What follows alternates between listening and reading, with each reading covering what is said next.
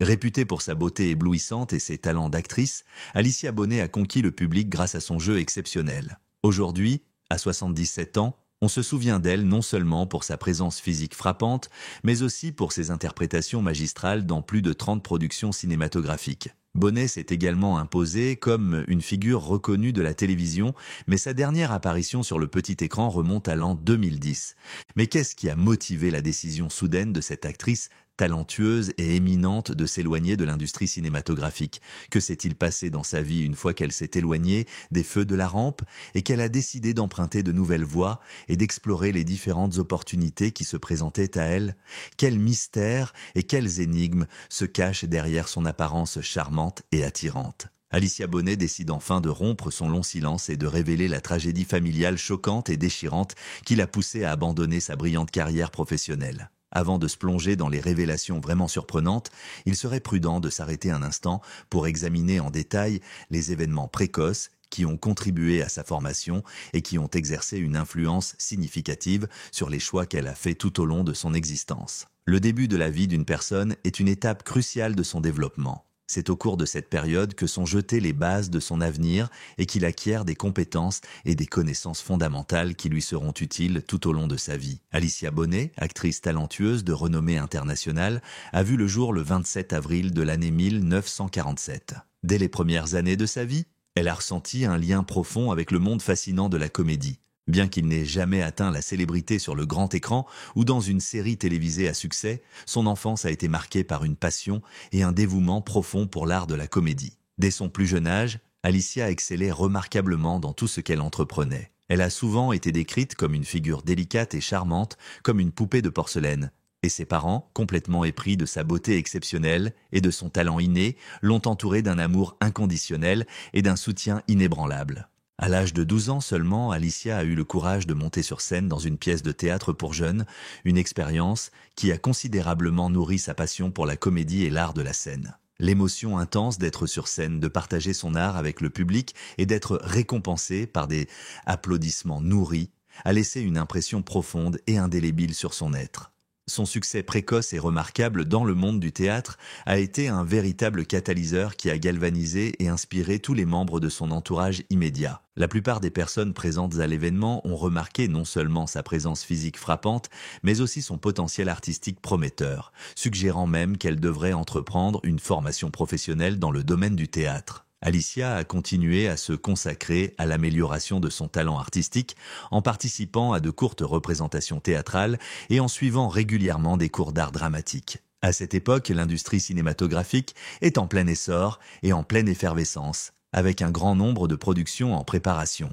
Des experts, en recherche de talent, sont constamment à l'affût de nouveaux visages prometteurs, accordant parfois plus d'importance à l'apparence physique qu'aux antécédents professionnels. Bien qu'elle n'ait pas décroché de rôle majeur dans des productions cinématographiques, le dévouement constant d'Alicia et son solide bagage académique lui ont permis de se faire une place de choix dans une industrie hautement compétitive, constamment à la recherche de nouveaux talents. L'entrée triomphale de la talentueuse actrice Alicia Bonet dans l'industrie cinématographique ne s'est pas seulement distinguée par sa beauté éblouissante, mais aussi par ses extraordinaires talents d'actrice et son indéniable charisme à l'écran. Découverte à l'âge de 15 ans par un célèbre découvreur de talent, Alicia a rapidement fait une profonde impression sur l'industrie du divertissement grâce à ses débuts exceptionnels sur le grand écran. Sa première incursion dans l'industrie cinématographique a eu lieu en 1961 avec la production internationalement acclamée Carnival of Crime, dirigée de main de maître par le célèbre cinéaste George Caan. Dans ce film captivant, Alicia a eu le privilège de faire partie d'une distribution exceptionnellement talentueuse et distinguée comprenant l'actrice de renom Adja Roman, le charismatique Alex Toone, la talentueuse Tonia Carreiro, l'exceptionnel Luis Davila et l'acclamé Alberto Dalve. Le film nous plonge dans un récit très captivant qui tourne autour d'un architecte dont l'existence est irrémédiablement bouleversée lorsqu'il revient d'un voyage et découvre que sa charmante mais déloyale épouse a mystérieusement disparu. Au fur et à mesure de ses recherches, il découvre les multiples infidélités de sa femme et est amené à collaborer étroitement et constamment avec son efficace assistante pour élucider ce mystère énigmatique. Alicia Bonet s'est imposée dans l'industrie cinématographique mexicaine grâce à sa beauté éblouissante et à son talent d'actrice exceptionnel. Malgré son jeune âge d'adolescente, Alicia a magistralement interprété un personnage à l'attitude mature et sophistiquée qui correspondait parfaitement au ton et à l'atmosphère du film. Le film, également connu sous ses noms portugais, Socio del Dormitorio ou Companheiro del Dormitorio, est une production cinématographique en noir et blanc réalisée en collaboration entre l'Argentine et le Brésil. Ce film a permis à Alicia de se faire connaître du grand public, ce qui a jeté les bases solides de sa carrière croissante et fructueuse dans l'industrie cinématographique internationale. La carrière professionnelle d'Alicia Bonet s'est étendue bien au-delà de l'industrie cinématographique, englobant également le théâtre et la radio, deux disciplines qu'elle a embrassées avec passion dès son plus jeune âge. Son incursion précoce dans le monde du théâtre et sa participation active à diverses productions ont jeté les bases solides de sa carrière d'actrice. En outre, sa présence exceptionnelle à la radio a largement contribué à sa reconnaissance et à sa projection dans les médias. En 1965, Alicia était exceptionnellement bien préparée et prête à avoir un impact vraiment significatif sur l'industrie cinématographique de l'époque. Au cours de cette année, Alicia a eu l'occasion de jouer des rôles dans 5 films au total, ce qui lui a permis de démontrer sa grande polyvalence en tant qu'actrice et son importance croissante dans l'industrie cinématographique. Parmi tous ces films que j'ai mentionnés plus haut, citons The Gangster, The Three Skulls et My First Bride, qui ont tous eu un grand impact sur le public. Cependant, il est important de noter que c'est sa performance exceptionnelle dans le tournoi de Guadalajara pendant la saison estivale qui a vraiment attiré l'attention.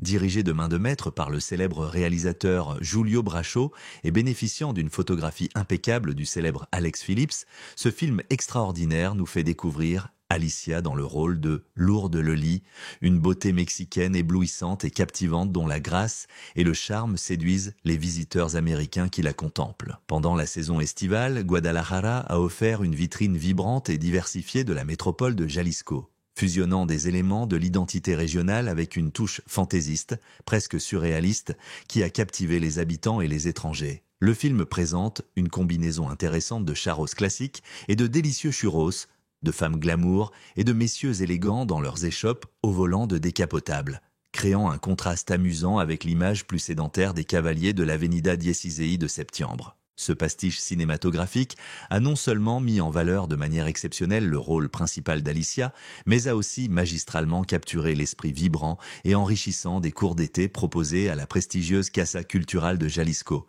qui ont attiré des étudiants de tout le pays et de l'étranger par leur charme et leur qualité éducative. Il a continué à captiver de manière extraordinaire le public présent à l'événement, par son charisme et son talent inné. Au milieu des années 60, l'industrie cinématographique mexicaine a connu une période de changement et de transformation majeure. L'industrie cinématographique a connu à la fois des moments de grand succès et de crise profonde, tandis que de nouveaux cinéastes émergeaient, désireux de renouveler et d'actualiser le paysage du 7e art. Malgré les nombreux défis et obstacles de cette époque particulière, la qualité exceptionnelle et l'impact durable de la photographie, ainsi que les performances brillantes et mémorables des icônes légendaires de l'âge d'or du cinéma mexicain, ont réussi à captiver le public. À cette époque, on assiste à une résurgence remarquable du cinéma familial, avec de beaux chevaliers et d'éblouissantes demoiselles qui ornent le grand écran.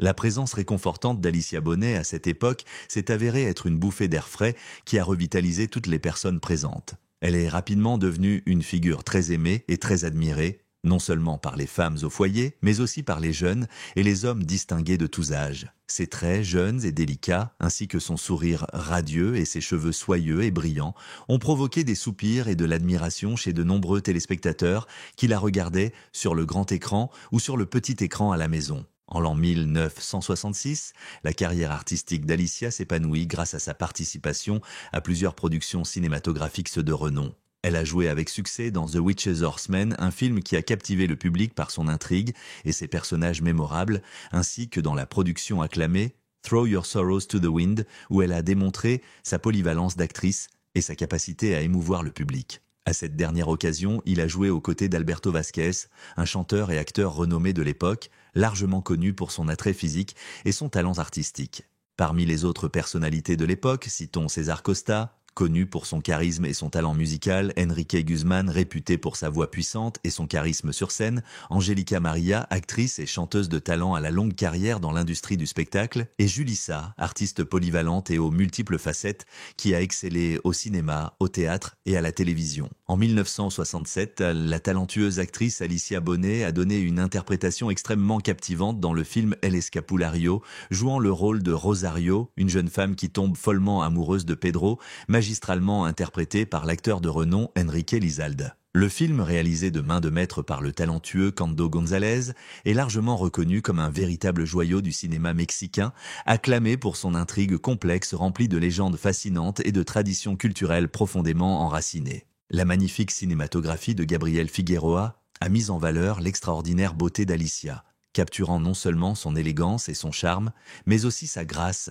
et sa sophistication avec une clarté et une précision remarquables. Le scapulaire, vêtement religieux, est reconnu et apprécié pour son mystère énigmatique et complexe qui parvient à capter l'attention et à fasciner les observateurs du début à la fin de sa contemplation. Dans le film, le talentueux acteur Enrique Aguilar joue le rôle du prêtre respecté du village pittoresque, tandis que l'actrice expérimentée, Ophélia Gilman, offre une performance inoubliable dans le rôle de la vieille femme qui, au seuil de la mort, partage une confession choquante et émouvante avec le prêtre. Ce personnage, qui deviendra plus tard la belle-mère de Bonet, jettera malheureusement une ombre considérable sur l'existence d'Alicia, apportant une couche supplémentaire de traumatisme au milieu de son travail et de ses réalisations personnelles. Un autre rôle très important pour la talentueuse actrice Alicia a eu lieu en 1968, avec la sortie du film Hasta el viento, Tiene miedo, écrit et réalisé de main de maître par le célèbre cinéaste Carlos Enrique Taboada. Ce film emblématique est considéré comme une pièce fondamentale dans l'histoire du cinéma d'horreur mexicain, se distinguant par son impact culturel et son influence sur les générations suivantes de cinéastes. Alicia incarne avec brio Claudia, une jeune étudiante pensionnaire d'une école de filles UP.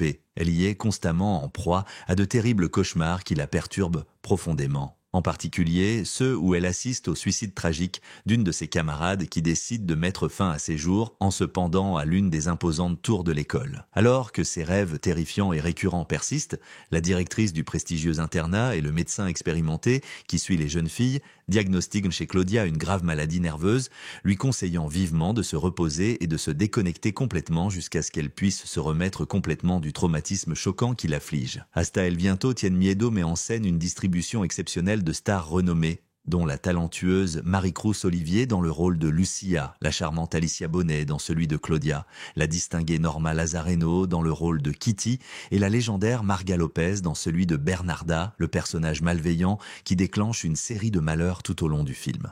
Ce classique des années 68 est considéré par beaucoup comme un film culte au Mexique et on lui attribue le mérite d'avoir revitalisé le genre de l'horreur mexicaine, un domaine qui n'avait connu auparavant qu'une exploration limitée au-delà de l'horreur sensationnelle et souvent risible de l'époque. Face au talent artistique impressionnant et exceptionnel d'actrices de renom telles que Marie-Cruz Olivier, Norma Lazareno et Marga Lopez, Alicia Bonet est restée ferme et cohérente dans sa carrière professionnelle. Malgré la formidable réputation et la renommée de ses talentueuses coéquipières, largement reconnues pour leur personnalité forte et charismatique, la présence sur scène et le jeu d'Alicia Bonet sont restés constants et inébranlables dans chaque scène.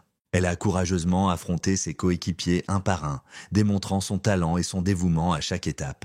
Et sa performance remarquable dans le film Even the Wind is Afraid a été saluée par la critique et le public. Le retour triomphal de Bonet sur le grand écran a eu lieu en l'an 2007, lorsqu'il a surpris tout le monde en apparaissant dans un film magistralement écrit par le célèbre scénariste Gustavo Bueno. Ce film magnifique dans lequel Marta Higareda, Véronica Langer, Mandeon et Dani Correa jouent avec brio, présente Bonet dans le rôle important de la mère aimante de Claudia. Le film a suscité une grande controverse parmi le public, notamment en raison de la nature difficile et controversée de certaines scènes, ainsi que des défis et des obstacles que les acteurs ont dû surmonter pendant la production. Un incident notable a impliqué Elisabeth Tupi, une actrice bien connue qui, avant et après le tournage du film Jusqu'au vent, a connu une profonde détresse émotionnelle en raison d'une scène dans laquelle elle devait apparaître complètement nue. La mère de Tupi, une femme ancrée dans ses croyances traditionnelles et ses coutumes ancestrales, a été extrêmement consternée d'assister à la scène,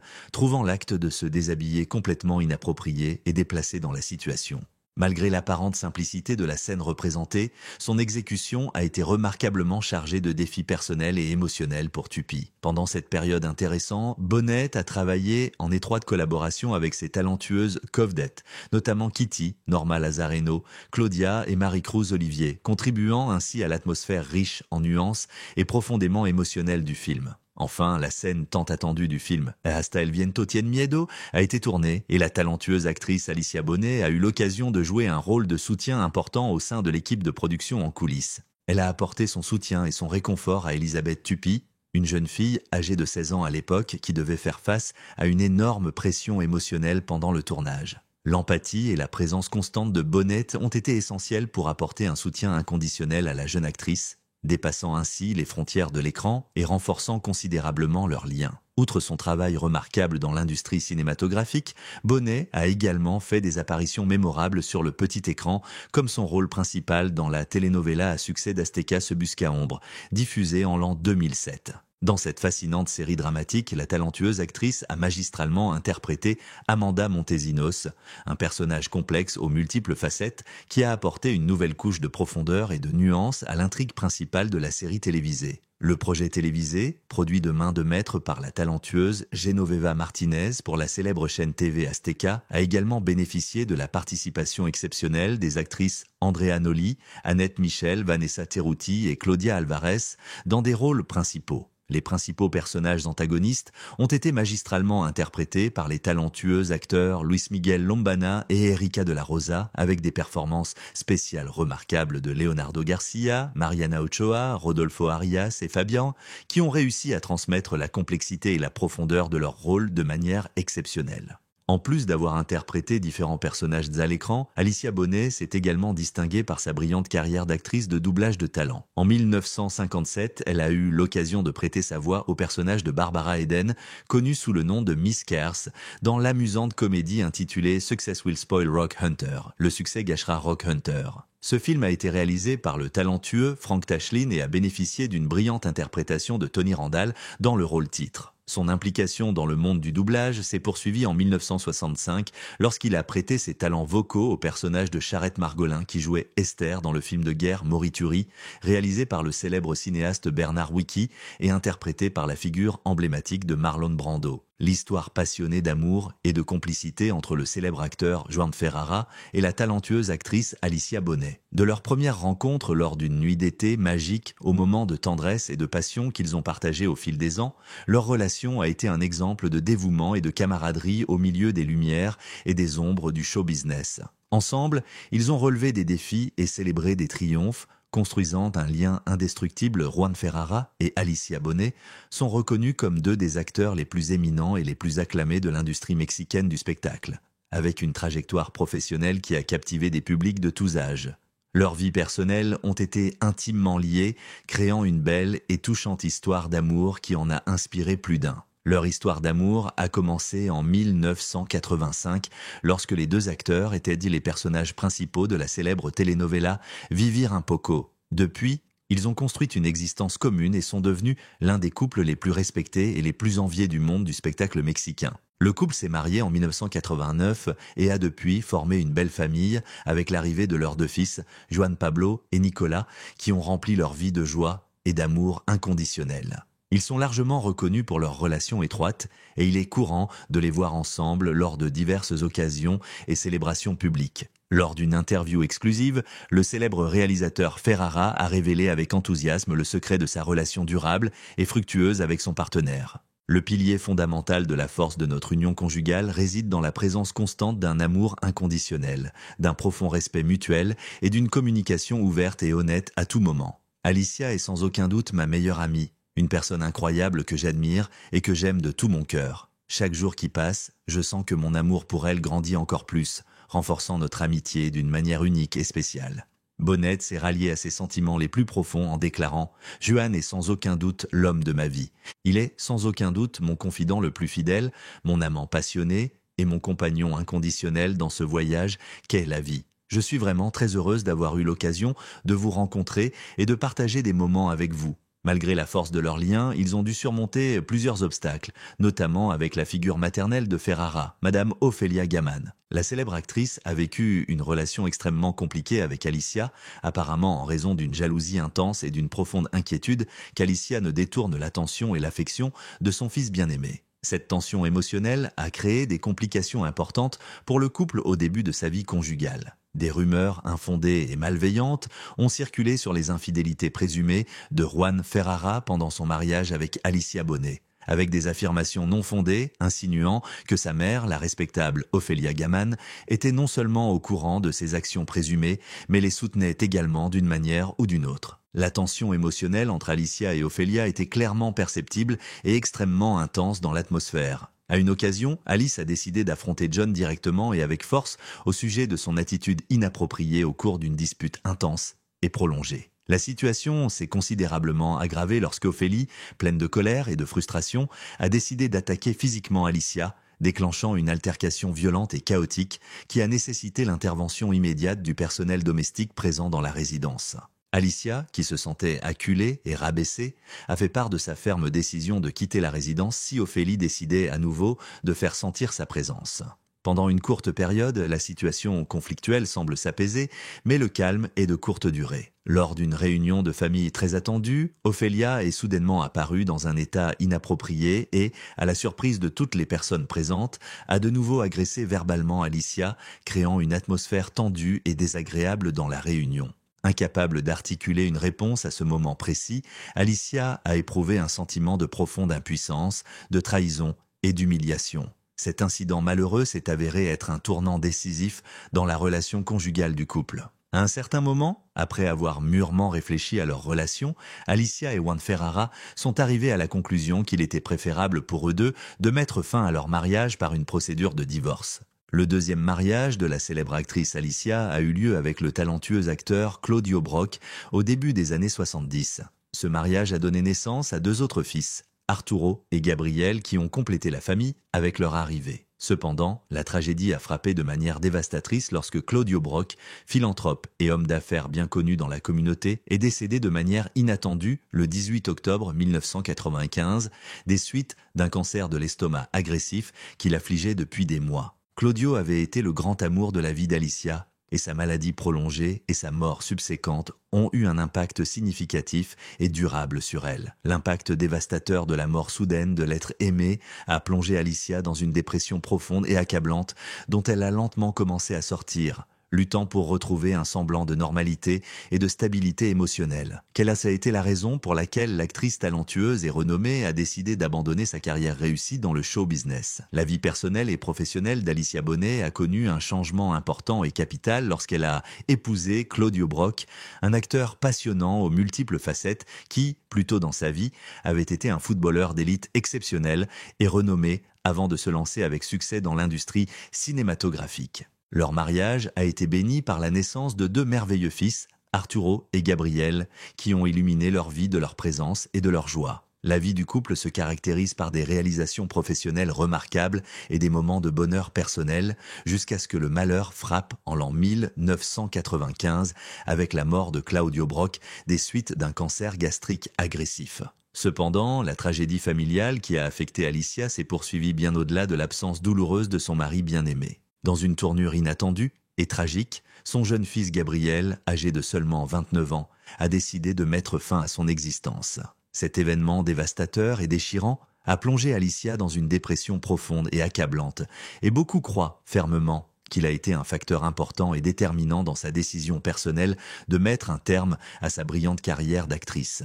La mort tragique de son fils Gabriel a eu un impact considérable sur le cœur d'Alicia Bonet, la privant de l'étincelle de créativité et de l'énergie vitale qui avait motivé sa brillante carrière d'actrice depuis qu'elle n'était qu'une enfant. À un moment de sa vie, Alicia, actrice talentueuse et passionnée dont la carrière avait été sa planche de salut, a été plongée dans une dépression profonde et déchirante. Pour faire face à cette profonde douleur émotionnelle, elle a décidé de se retirer de la sphère publique et s'est abstenue de toute forme de communication avec les personnes désireuses d'obtenir des informations récentes sur son existence et sa situation personnelle. De fortes rumeurs ont circulé dans la communauté au sujet de l'hospitalisation d'Alicia dans un établissement de santé mentale renommé à la suite d'un incident pénible au cours duquel elle a tenté de sortir par une porte qui s'est avérée être une fausse porte, reflétant son profond désarroi émotionnel et son état de confusion. Malgré les nombreux défis auxquels elle a dû faire face, Alicia a fait un retour triomphal sur la scène artistique en 2014 avec une prestation extrêmement émouvante et chargée d'émotions dans la célèbre série Lo que calamo las mujeres de TV Azteca. Dans cet épisode intéressant, la talentueuse actrice a magistralement interprété le rôle d'une grand-mère âgée et impuissante, maltraitée par sa fille qui la considère comme un lourd fardeau et lui